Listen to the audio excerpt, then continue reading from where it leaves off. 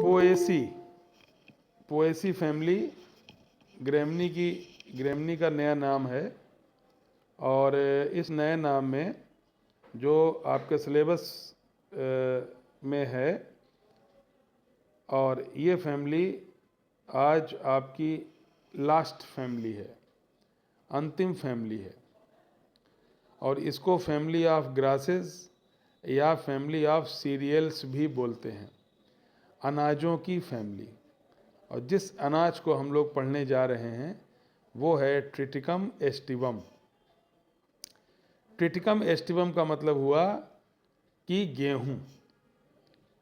तो इस फैमिली में गेहूं भी आते हैं और ग्रासेस भी आती हैं, गन्ना भी आता है, मक्का भी आता है। तो आपके दिमाग में रहना चाहिए गेहूं, ठीक है। तो गेहूं अगर आपके दिमाग में रहता है तो आप ट्रिटिकम एस्टिवम को पढ़ रहे हैं। और ट्रिटिकम एस्टिवम को पढ़ने के लिए आप इसके स्टेम को अगर आप देखेंगे तो इसका स्टेम होता है हर्बेशियस एरियल इरेक्ट ग्रीन। यानी गेहूं का जो स्टेम है आप अपने दिमाग में रखें तो ये एरियल और इरेक्ट, हर्बेशियस और ग्रीन होता है।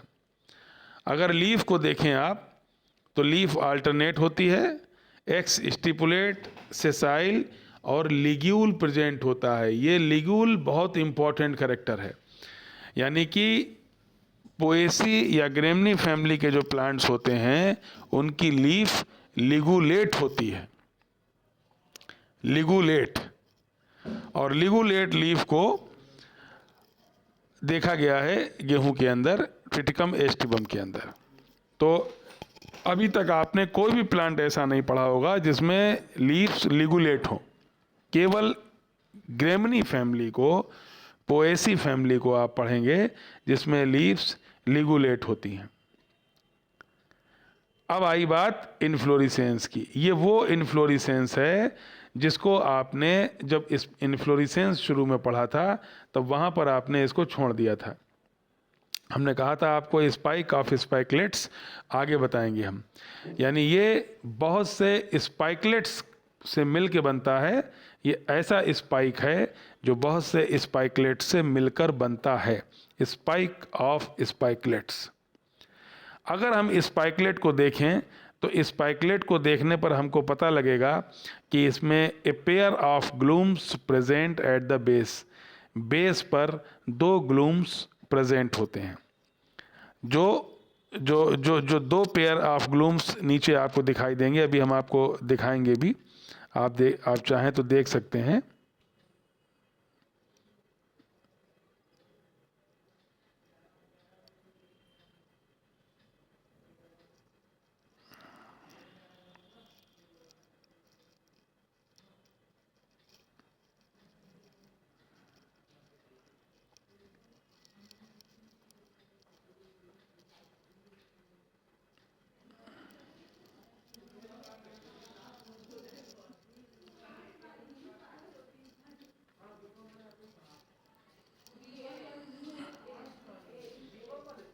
चलिए अभी आप केवल समझ लीजिए, वो वाला डायग्राम हम दोबारा इसमें शामिल करेंगे तब आपको दिखाई देगा। ये जो प्रैक्टिकल की बुक अगर आप लोगों के पास है, अगर आप लोगों के पास प्रैक्टिकल की बुक है और वो आप लोगों ने अगर ओपन कर रखी है तो आप उसमें देख लीजिएगा कि नीचे 2 ग्लूम्स आपको दिखाई देंगे।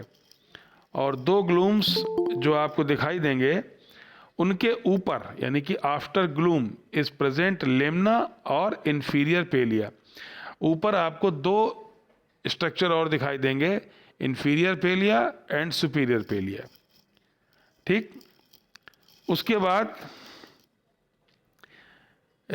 इंफीरियर पेलिया के बाद सुपीरियर पेलिया और पेल स्ट्रक्चर दिखा दे। यानी नीचे आपको इस इन्फ्लोरेसेंस में सबसे नीचे दिखाई देंगे ग्लूम्स, और ग्लूम्स के बाद दिखाई देंगे इंफीरियर पेलिया, सुपीरियर पेलिया, ठीक।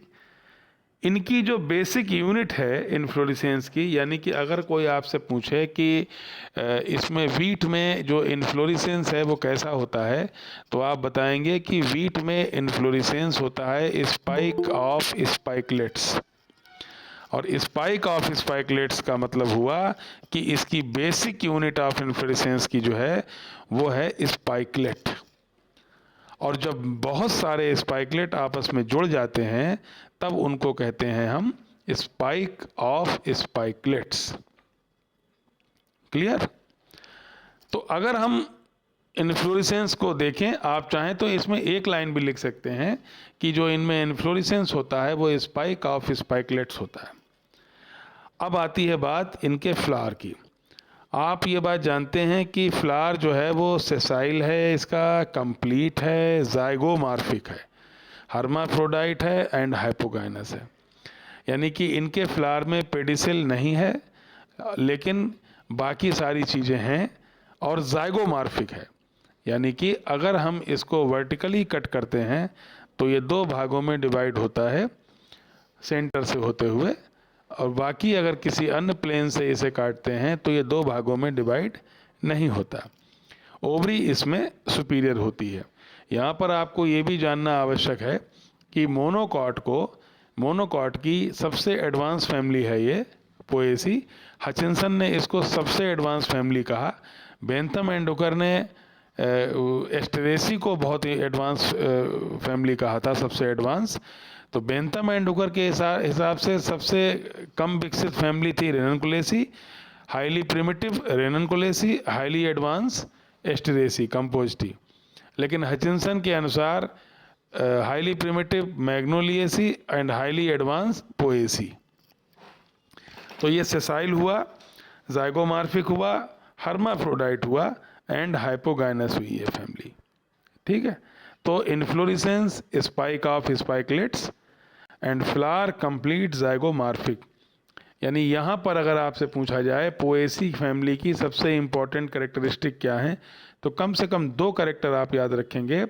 एक तो लीव्स लिगुलेट होती हैं और दूसरा स्पाइक ऑफ स्पाइकलेट्स इसमें पाया जाता है।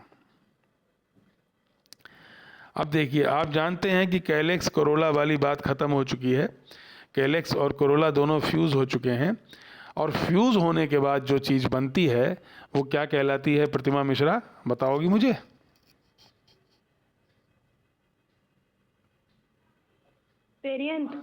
पेरियंथ। पेरियंथ जब होता है तब वहाँ पर कैलेक्स और कोरोला कायदे से दिखाई नहीं देते। तो कैलेक्स और कोरोला जब दिखाई नहीं देते हैं तब उसे कहते हैं पेरियंथ। लेकिन पोएसी तक आते आते पेरियंथ भी रिड्यूस हो जाते हैं, पेरियंथ भी कमज़ोर हो जाते हैं, पेरियंथ भी समाप्त होने लगते हैं।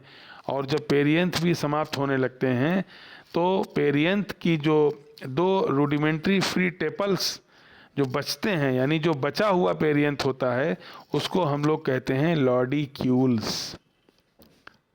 दिखाई दे रहा है लॉडिक्यूल्स आपको लिखा हुआ? Yes sir. इसका मतलब ये हुआ कि सबसे पहले हमको दिखाई दिया करते थे कैलेक्स एंड कोरोला।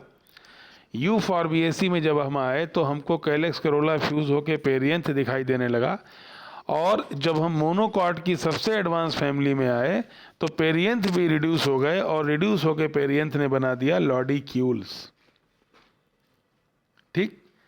तो रिड्यूस दो लॉडिक्यूल्स होते हैं, और दोनों लॉडिक्यूल से बनता है, जो दो लॉडिक्यूल्स हैं वो शो करते हैं पेरियंथ को।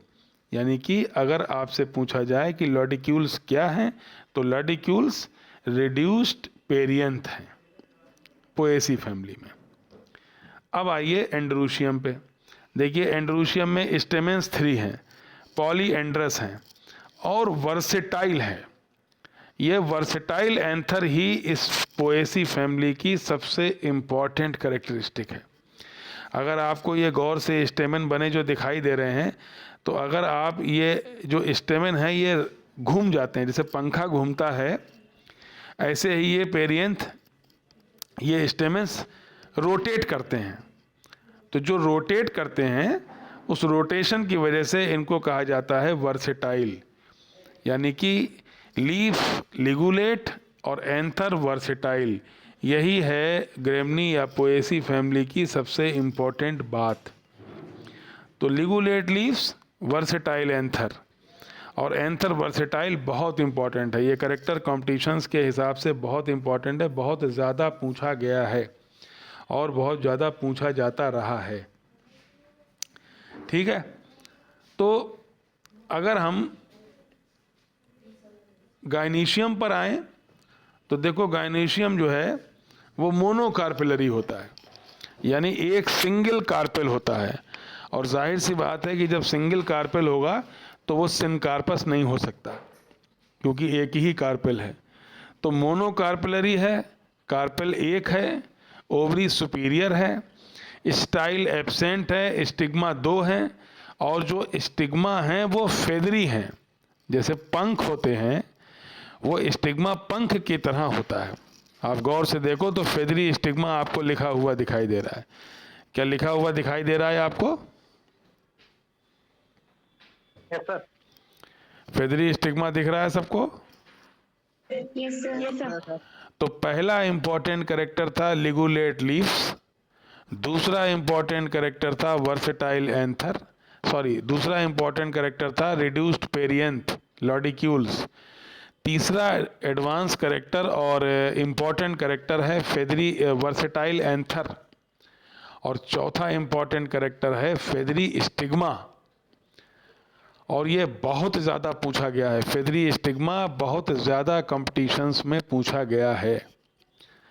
और पांचवा इंपॉर्टेंट कैरेक्टर आता है कैरियोप्सिस, फ्रूट कैरियोप्सिस। ये आपको प्रैक्टिकल में भी गेहूं का दाना रखा मिलेगा, तो गेहूं का दाना रखा मिले अगर आपको प्रैक्टिकल में, तो आप समझ जाइए आपको लिखना है कि ये कौन सा फ्रूट है, कैरियोप्सिस।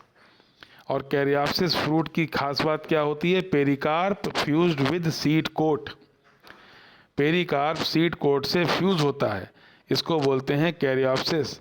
और ये गेहूं का फ्रूट भी कैरियोप्सिस, धान का फ्रूट भी कैरियोप्सिस, क्योंकि ये फैमिली है अनाजों की, तो अनाजों का सारा फ्रूट कैरियोप्सिस। ठीक है, अब जरा प्रतिमा मिश्रा इसका फार्मूला पढ़ो, पोएसी फैमिली का।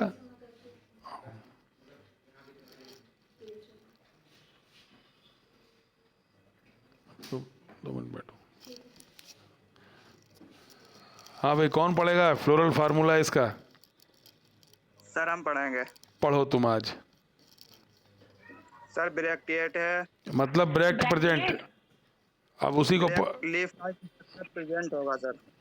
हाँ ठीक। ब्रैक्टिएट सर जाइगोमार्फिक है। एक मिनट प्रतिमा, एक मिनट इनको पढ़ लेने दो पहले। हाँ, ब्रैक्टिएट बिल्कुल सही। सर जाइगोमार्फिक, जाइगोमार्फिक बिल्कुल सही। हर्माफ्रोडाइट, हर्माफ्रोडाइट बिल्कुल सही। पेरियंथ सर 2 हैं, 2 हैं, पेडिक्यूल्स, और दोनों पेरियंथ किस में रिड्यूस हो गए? रिड्यूस हो गए क्या बनाया? लॉडिक्यूल्स। लेडिक्यूल्स। ठीक। एंडोसियम 3 हैं सर, 3 एंड्रूशियम है। गाइनोसियम मोनिका। तीनों स्टेमेन पॉलीएंड्रस हैं, ये कौन बताएगा? यस, पॉलीएंड्रस हैं सर। हाँ ठीक, आगे।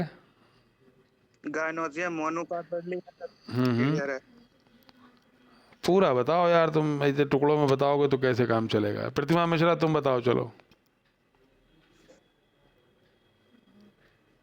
Bracteate, hmm zygomorphic, hmm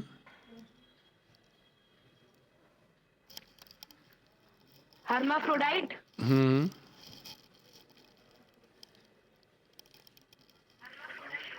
perianth 2, hmm reduced to lodicules, hmm androcium 3, hmm polyandrous, hmm gynoecium monocarpellary, hmm ovary superior, hmm unilocular, अच्छा, पढ़ पढ़ के बोल रही हो तुम किताब से। यूनिलैकुलर तो हमने कहीं पढ़ाया ही नहीं। नहीं सर सिग्नल प्रॉब्लम है। सिग्नल प्रॉब्लम की वजह से तुम यूनिलैकुलर बोलने लगे। Monocarpellary, ovary superior, feathery stigma, basal placentation, fruit caryopsis, pericarp fused with seed coat. तो bracteate, zygomorphic, hermaphrodite, perianth 2 reduce to lodicules, androecium 3 polyandrous, gynoecium monocarpellary, syncarp, feathery stigma, ovary superior, basal placentation और feathery stigma बना हुआ है। ये पूरा जो एक diagram, एक ही डायग्राम में सब कुछ दिखाया जाता है, जिसमें कि लेमना और पेलिया वगैरह भी दिखाते हैं, प्रैक्टिकल बुक में बना हुआ है, वहाँ से आप बना लेना डायग्राम इसका।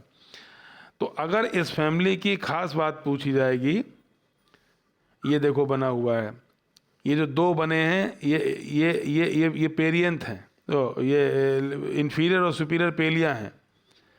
साइड में जो दो बने हुए हैं ये हैं लॉडिक्यूल्स, 3 हैं स्टेमेंस, बीच में गाइनीशियम, साइडों में है फेदरी स्टिग्मा और बेसल प्लेसेंटेशन में सिंगल ओव्यूल है। याद रहेगी बात, ये बहुत इंपॉर्टेंट है फैमिली, ये बहुत ज़्यादा। अब देखो इसके plants, economic importance, Triticum aestivum गेहूँ, ओराइजा सटाइवा धान, जिया मेज मक्का, हॉर्डियम वल्गेयर बाजरा, एवेना सटाइवा जई, सीकेल सीरियल राई, सॉर्गम वल्गेयर जौ, सैक्रम ऑफिसनेरम गन्ना, और इधर लिखा हुआ है साइनोडॉन डक्टाइलिस दूब घास। दूब घास सबने देखी होगी। नीचे देखो एक बड़ी इंपॉर्टेंट बात लिखी है कि इस फैमिली के स्पेशल कैरेक्टर्स क्या क्या हैं। एक तो है फ्लावर कंप्लीट बट ज़ाइगोमॉर्फिक, दूसरा है लॉडिक्यूल्स, तीसरा है फेदरी स्टिग्मा, चौथा है ligulate leaves and versatile anther, और पांचवा एक और लिख सकते हैं आप, फ्रूट कैरियोप्सिस। ये 5 कैरेक्टर की वजह से ये फैमिली जानी जाती है। बात आई समझ में कुछ?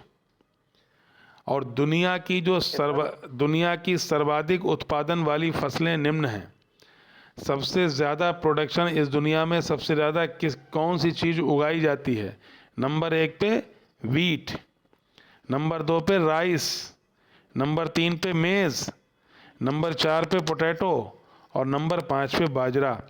यानी दुनिया की जो सर्वाधिक उत्पादन वाली 5 फसलें हैं उनमें से 4 पोएसी से हैं, और एक जो पोटैटो है वो कौन सी फैमिली से है?